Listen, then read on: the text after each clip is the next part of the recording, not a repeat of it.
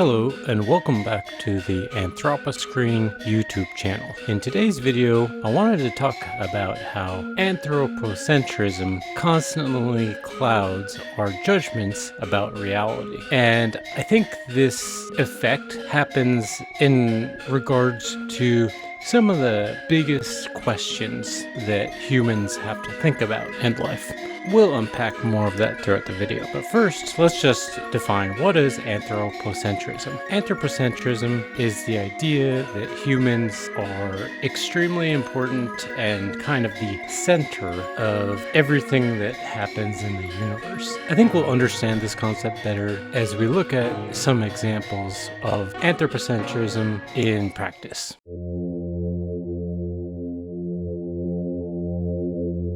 The best example of incorrect anthropocentric thinking is that for most of human history, we literally thought that we are the center of the universe. This is known as the geocentric model of the universe, where we tried to explain astronomy in terms of the sun and the stars and all of the planets orbiting around Earth. In some sense, we could think of this theory as being somewhat intuitive because from our perspective, when we look up at the sky, it appears that the sun and the stars and all the planet do appear to be orbiting us. In the same way that from our perspective, the world looks kind of like it's flat because when we look at the horizon around us, it looks flat rather than round. Around the year 1600, scientists like Kepler and Galilei had discovered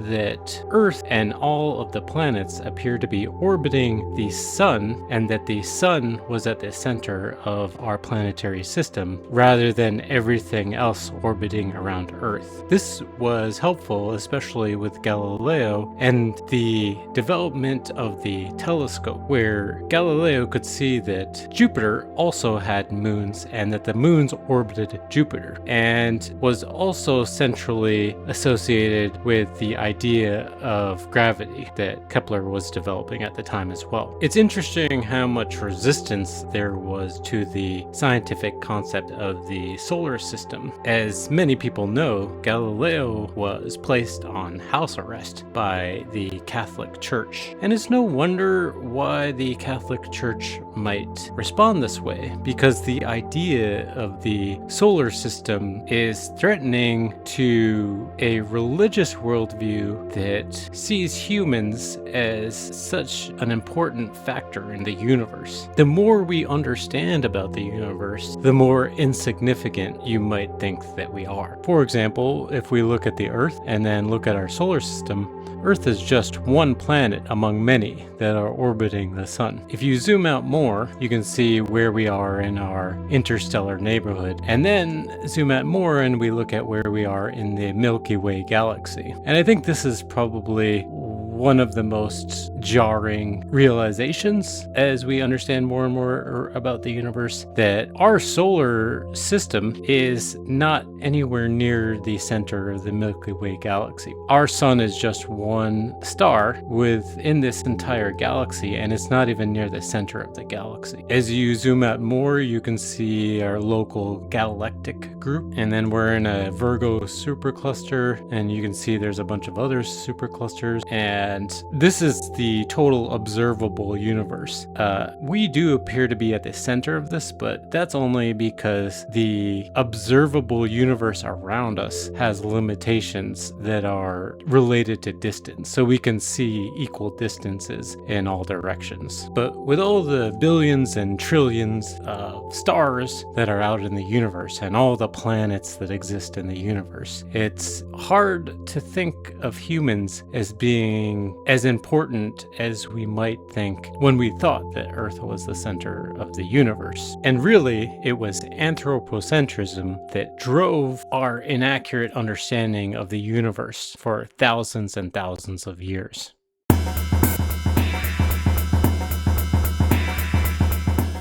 Another massive scientific discovery that contradicts what was previously explained by anthropocentric, often religious explanations is the theory of evolution, which was developed through the 1700s and most famously by Charles Darwin. Evolution explains life on Earth as something that has constantly been changing over time as DNA mutates and there are subtle changes in species throughout the planet over billions of years. And probably most importantly, from our perspective, is that it depicts humans as just another species in the larger group of primates, and depicts humans as being evolved from what we would think of as animals over millions and billions of years. Not only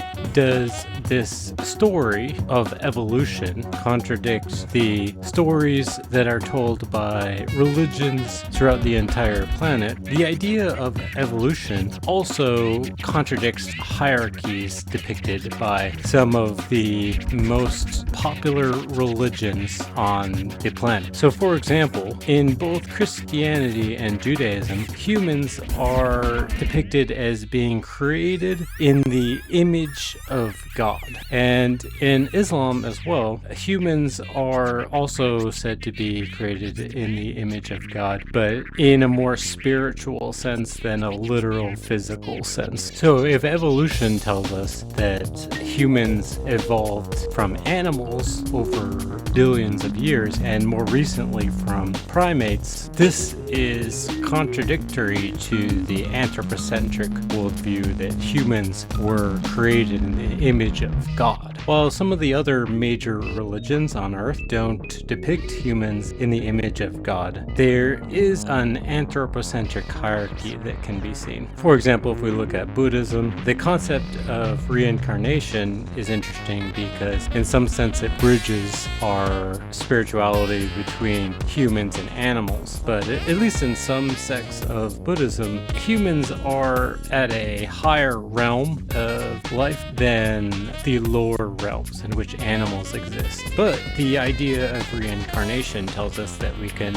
move from one species to another depending on our karma. From what I researched as well, there's maybe some of this sentiment in Hinduism as well, but to a less explicit extent. I'm not really an expert in any religion, so apologies if I made any errors in my analysis here. The concept of evolution is and should be very humbling for our species. One theory that was developed later is the gene-centered view of life on Earth, in which all life, humans and all animals and all plants, are just vessels for DNA propagation. So the idea here is that you are designed through your DNA and through evolution to do behaviors and act in ways that help propagate the probability of the survival of your DNA rather than the survival of your own individual body.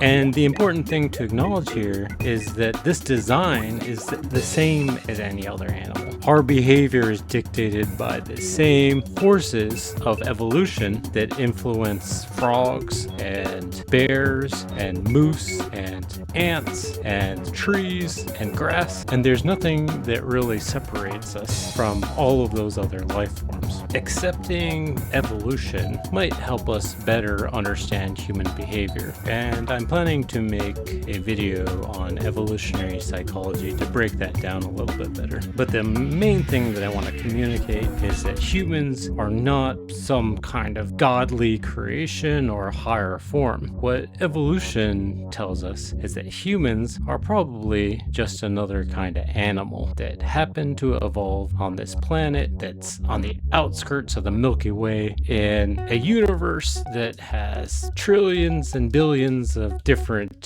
stars. If you want to learn more about how I was influenced to start thinking of humans as animals, check out my psychedelics video where I break down how my use of psilocybin changed the way that I see other humans on a very visceral level.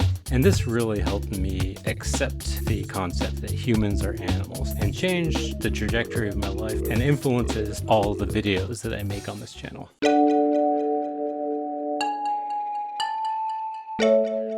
Astronomy and evolution are two of the most objective examples that I could think of where anthropocentrism was clearly and objectively clouding our judgment of reality.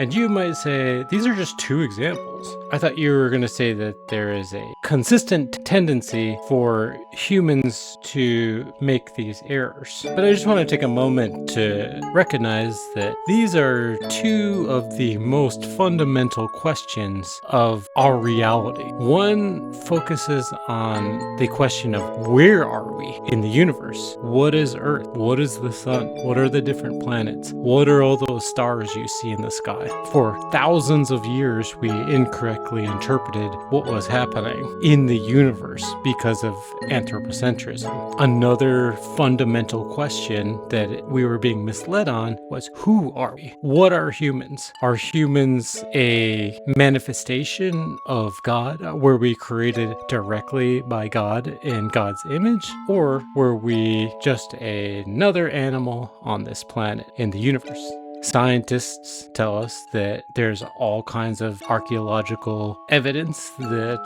we are just another animal that evolved over thousands of years. Now, I'm going to look at other concepts that aren't as objective as astronomy and evolution. Before we continue, this is a friendly reminder to like this video, subscribe to the channel, comment below, and if you really love my videos, consider joining the Patreon.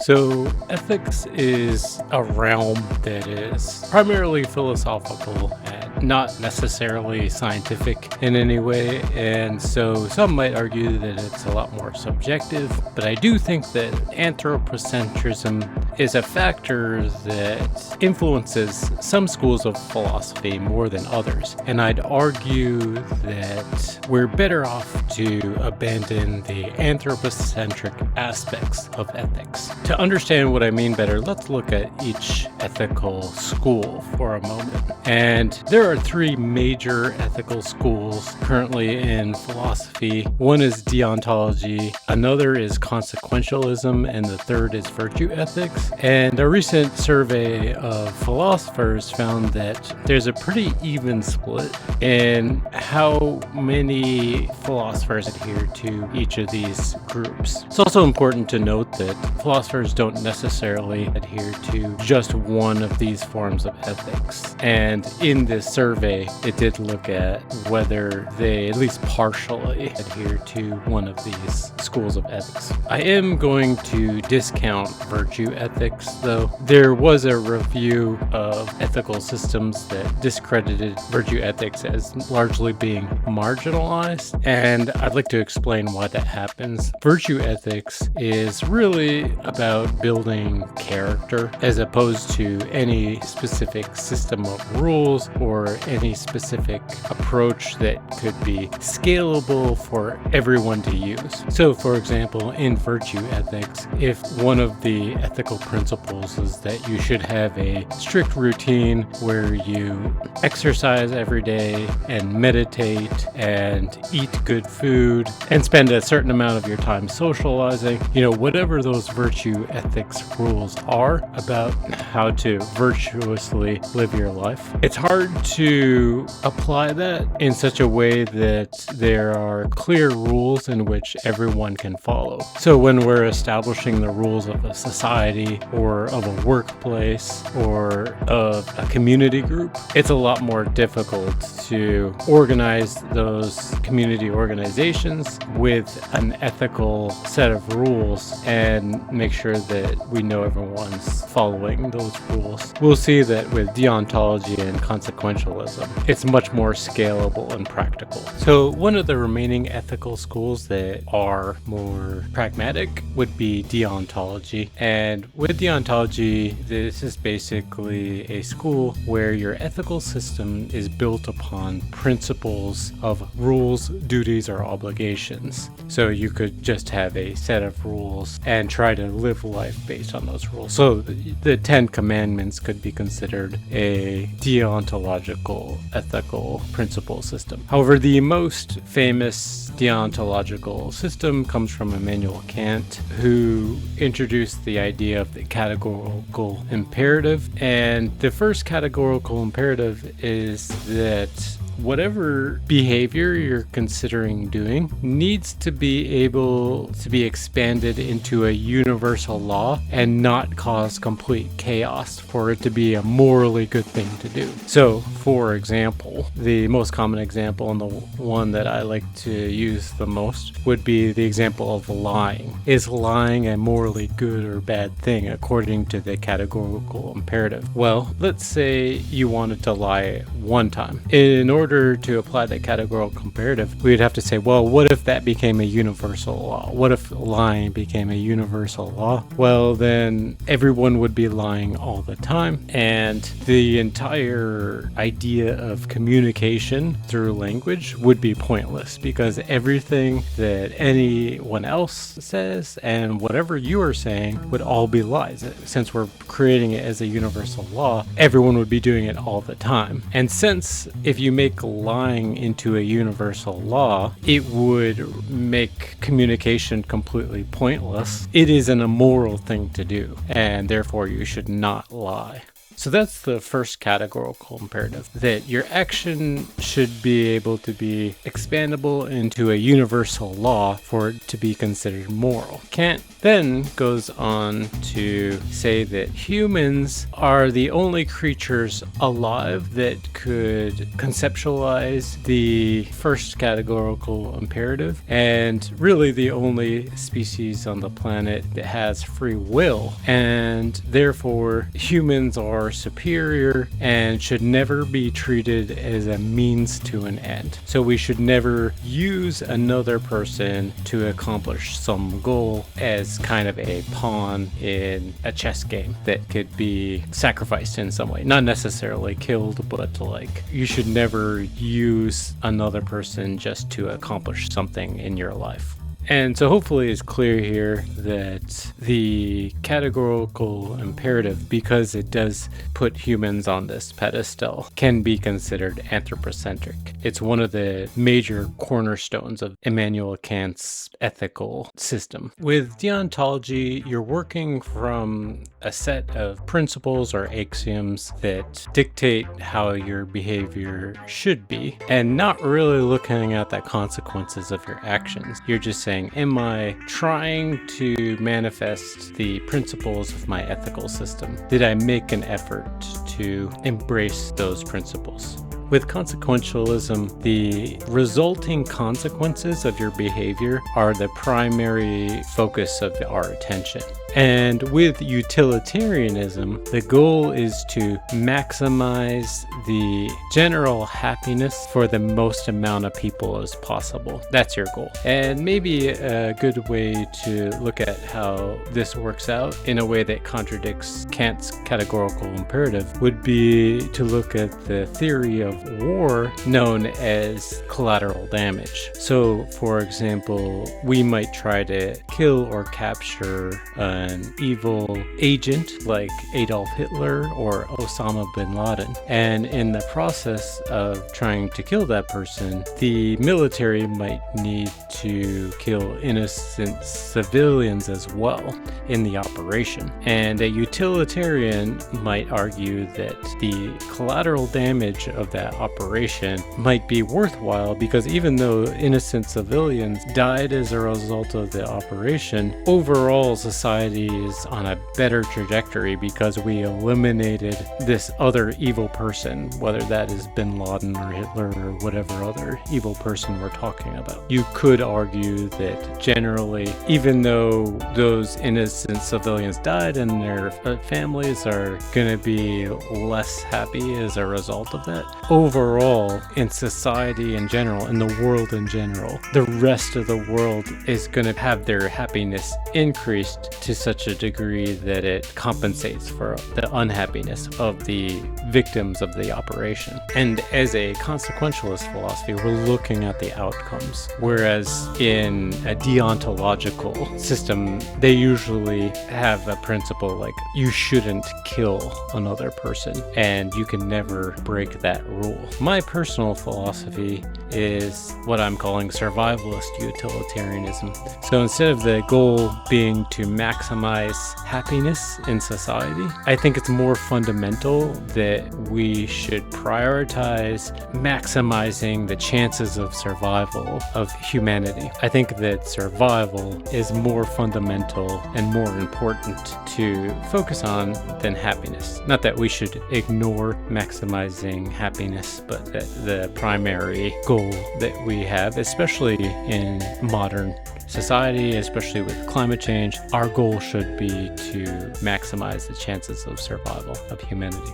Not all consequentialists or utilitarians believe that the species that we ought to maximize happiness for or maximize survival for should be humans. Peter Singer makes a lot of interesting arguments that there's no real reason why we should prioritize the happiness of humans over the happiness of other animals. He makes interesting arguments there. And it's interesting as well, you could argue against my philosophy that it's anthropocentric, saying that we ought to maximize the chances of survival of the human species as opposed to all life on Earth. I do think that we need the rest of life on Earth to survive, and we really ought to respect biodiversity and end the destruction of biodiversity that has been happening during the major Anthropocene extinction event. But I do think that other species are primarily a means to human survival. And to communicate why I believe this, I think we really need to understand and think about what is ethics. Are ethical rules written by God or somehow universally true, somehow true outside of the existence of humans? Is it a bunch of rules that we happen to discover that are true whether humans existed or not? So are they universally true? Or are ethics just a social contract? This is a social contract that would be written and created by humans and would be a practical and consistent behavior that we should agree on. And from my perspective, ethics is just a social contract. I'm saying with survivalist utilitarianism that humans spend all of our lives just day to day doing things that ensure our survival. Just breathing every day and eating every day and sleeping every day and finding shelter every day are examples of how we are preoccupied with our basic survival. And if you're not prioritizing your survival, you'd be dead, really. And so my argument with survivalist utilitarianism is that we should just be consistent with our behavior that we demonstrate day in and day out. I'm not saying it's a rule that was universally true and written by God. I'm not saying we discovered something that is universally true. I'm just saying that this is one of the best social contracts that I think we could live by. And I think this approach makes survivalist utilitarianism in the form that I'm espousing to be less anthropocentric than any kind of argument that we are discovering some kind of universal truth or the rules that we live by were written by God. And not all deontologists think that the rules are written by God, but some of them do. And I'm sure maybe some utilitarians could argue that the utilitarian principle is something that was written by God as well, I suppose. But since my ethics is largely a social contract, the goal of survivalist utilitarianism egalitarianism is focused around the survival of the people who can understand the social contract, namely humans and human society. But a lot of my philosophy entails that we ought to do a lot more to protect the biodiversity of the natural world.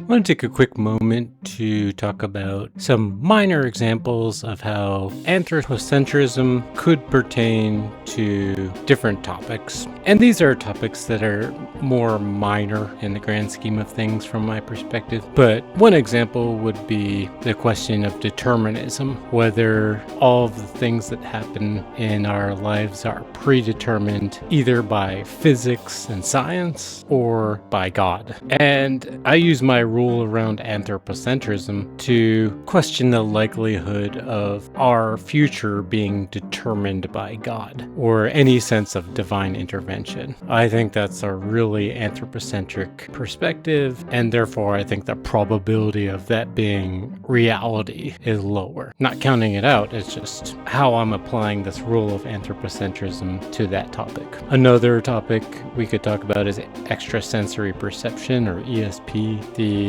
idea that some humans could see the future with some sort of magical powers or God-given powers. That's another thing where any kind of claims where we think that people would be given some kind of incredible skill like that, I think it's nice to believe, but I think that it's just not probable based on my anthropocentric rule. Also, I did do some research on this just before recording this video, and they have tested whether there is any sort of extrasensory perception among humans, and as it stands, there's absolutely no evidence that this exists, and that would be something that would be very testable. Another more minor example that is interesting to look at through this lens is the topic of aliens. One, if aliens do exist, especially like super intelligent aliens, it would undermine the anthropocentric worldview that is often presented by religions, especially. But two, I think the anthropocentric rules that I'm talking about influence the debate about whether intelligent life forms do exist in other parts of the universe. I think it's very anthropocentric to assume that life forms and intelligent life forms only develop on Earth, and humans are the only intelligent life form in the universe. And it's also an interesting question of whether, if there was intelligent life forms that could communicate with humans, whether they'd even be interested in communicating with us. It's anthropocentric to think that, yeah, they would definitely want to communicate with us. We could definitely spend a lot more time on all of these topics. It's just not something that I traditionally focus on.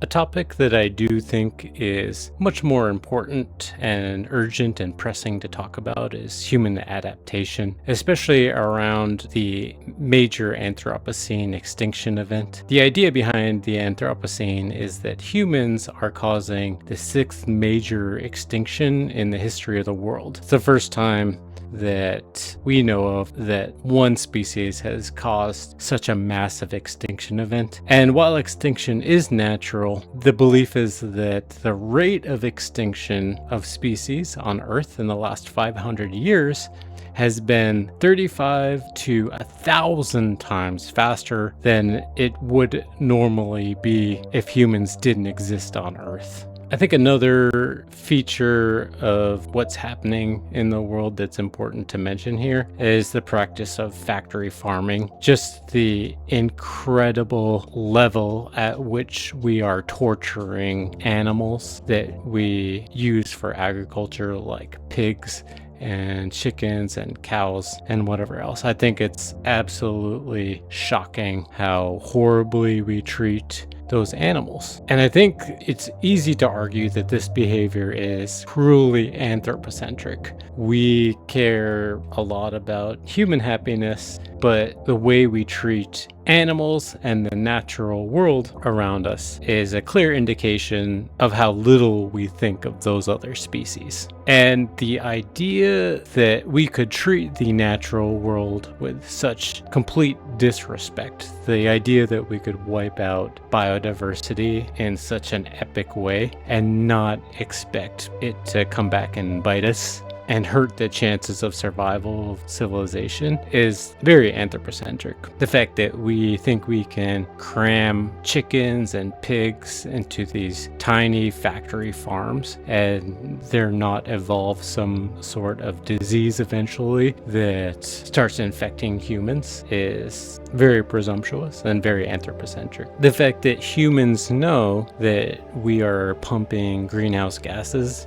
into the atmosphere at unprecedented levels and causing all of these very severe risks, not just to the biodiversity that I was talking about before, but also to human survival as well, to the crops that we grow and to the agricultural systems that we need for survival and to the fresh water and the soil erosion. The fact that we are unabashedly causing all of this climate change is another anthropocentric behavior, and the reaction that humans will somehow adapt and survive in these circumstances is also enormously anthropocentric. I think it's really dangerous to assume that we could treat the natural world and our atmosphere so disrespectfully and think that we will survive through this. And it's really a mentality that I hope we can collectively change.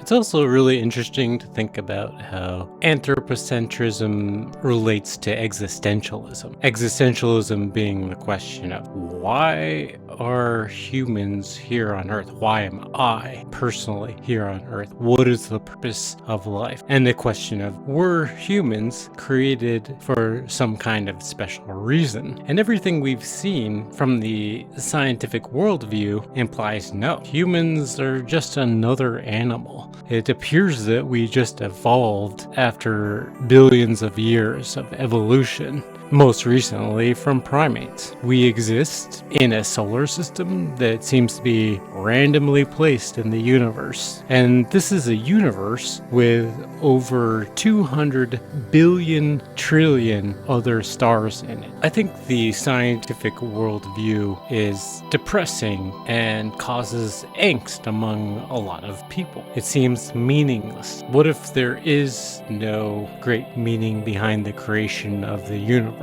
What if it just exists? What if the creation of life and evolution of humans was all just a matter of chance? What if the gene-centric view of evolution is all there is to it? We just naturally evolved out of necessity because as DNA formed with life and as characteristics of life evolved in such a way that the characteristics that best promoted our survival were the ones that was passed on to another generation. And so we developed this natural instinct to do what we can to also survive. Is this so bad? Like, is this worldview really that depressing? If all that life is a product of this scientific process, I don't think it's that much to be depressed about. It appears that we were programmed to be obsessed with survival, but we were also programmed so that the things that we do to survive feel really good.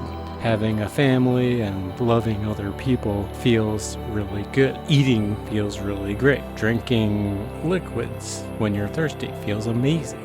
Maybe we should just appreciate the time that we have on this earth and the positive emotions that come with it. Maybe we should just appreciate it. But also, if we do embrace the underlying principle of trying to survive, we are actually living in the most unprecedented and historic time in human history. We have never faced an existential crisis as great as that of climate change. And so this is a moment in history history where we have the opportunity to battle one of the greatest threats to our species that we've ever seen. And this could provide incredible meaning in your life. And it's interesting to think from the perspective of my philosophy, what life would be like if we weren't battling climate change. Maybe I would have more of a feeling of existential crisis if I didn't have this major environmental catastrophe to worry about. Or maybe I would focus instead on the long-term threats to survival, the astronomical threats of a collision between Earth and a comet or asteroid that could wipe out our species. And maybe I would be more interested in the idea of space travel and colonizing space. But the reality is we are in the situation that we're in, and we have an incredible, meaningful challenge that we could focus on. And to me, that's enough to feel purpose in this life.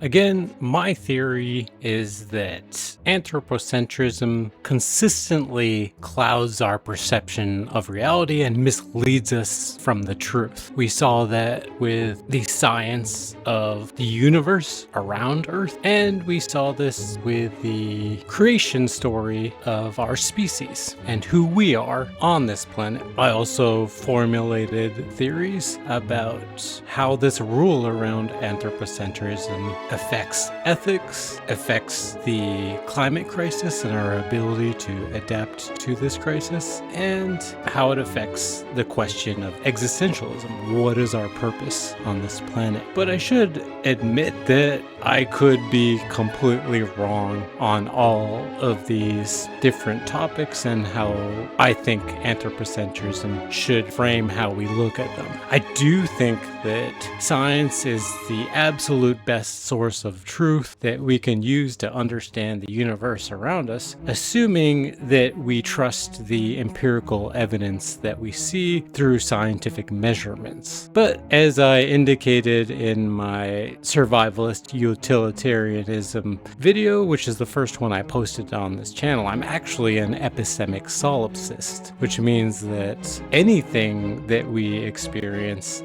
is subject to doubt. All of our experiences in this world could just be a dream. And maybe there is a single religion on this planet that's right, and that, as they say, God is just testing our faith. Or it's true that there is a God, and that God doesn't represent any religion that has tried to define how God works. So anyway, I do admit that all of the things I mentioned in this video, all of the perspectives I have might be wrong, but the approach that I take is I do try to trust the empirical evidence and the experiences that we seem to be sharing in this world. And so if you do take that approach as well, then I do think that the anthropocentric rule that I am talking about in this video should be applied to how we judge whether certain theories are probable or improbable. And the rule is that the more humans seem to be placed at the center of the theory, and the more human-centric the theory is, the less likely it is to be true. Thanks for sticking around this long, and I'll see you in the next video.